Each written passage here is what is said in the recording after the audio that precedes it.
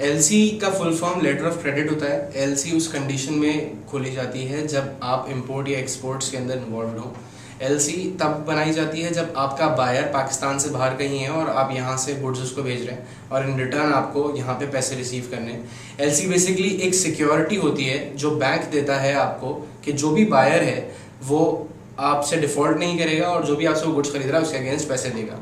LC के लिए वहाँ पहले जहाँ भी जिस भी कंट्री में आपका बायर है वो बायर अपने कंसर्न बैंक से अपने बैंक से डॉक्यूमेंट भेजेगा,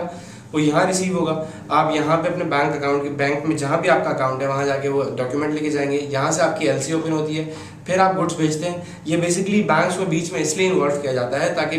कहीं भी बायर और सेलर के बीच में डिफ़ॉल्ट के चांसेस ना रहें और जब भी यहाँ से गुड्स भेज रहे हैं तो वहाँ से रिटर्न में आपको आपका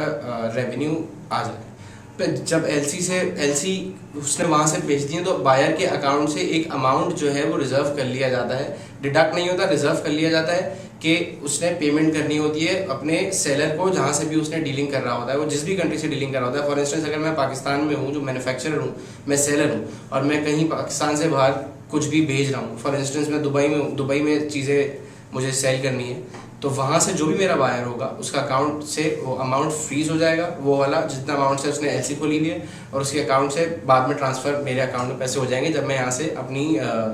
शिपमेंट का वो कंफर्म कर दूँगा।